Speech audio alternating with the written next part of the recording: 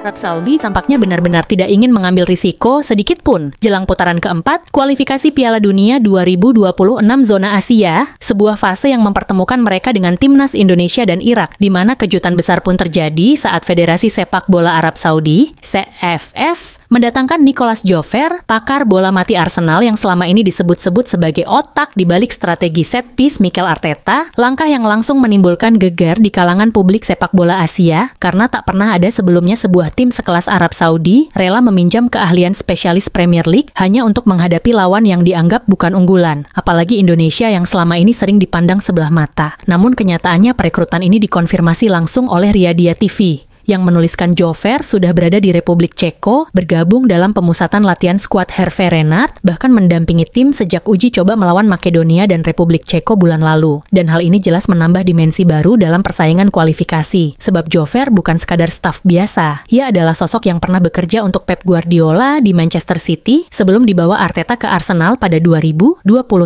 dan sejak itu berhasil melahirkan lebih dari 70 gol, hanya dari situasi bola mati. Catatan yang membuat namanya dihormati sekaligus ditakuti di Premier League. Bayangkan jika setiap tendangan sudut, tendangan bebas, hingga lemparan ke dalam yang tampak sederhana bisa diolah menjadi peluang emas. Maka pertahanan Indonesia yang dihuni Jay Itzes, Kevin Dix, Jordi Amat, hingga Emil Audero jelas harus menyiapkan konsentrasi ganda, karena sekali lengah saja bisa berakhir dengan malapetaka, dan disinilah letak kontroversinya. Sebab sebagian pengamat menilai langkah Arab Saudi ini terlalu berlebihan, bahkan dianggap sebagai bentuk penghinaan halus, karena secara tidak langsung mereka menyiratkan ketakutan menghadapi Indonesia dengan cara mendatangkan pakar Eropa, padahal publik Asia Tenggara justru melihatnya sebagai pengakuan bahwa kebangkitan Garuda kini mulai diperhitungkan. Di media sosial, fans Indonesia terbelah. Ada yang merasa bangga karena tim kebanggaan mereka dianggap ancaman nyata, hingga Arab Saudi harus memanggil senjata rahasia. Tetapi ada juga yang khawatir bahwa kehadiran Jover akan membuka kelemahan lama Indonesia yang sering kecolongan lewat bola mati. Dan hal ini diperparah dengan tren positif Arab Saudi yang baru saja menekuk Makedonia 2-1 lalu menahan imbang Republik Ceko 1-1 dalam FIFA Matchday, sehingga duel panas di Jeddah pada 9 Oktober 2025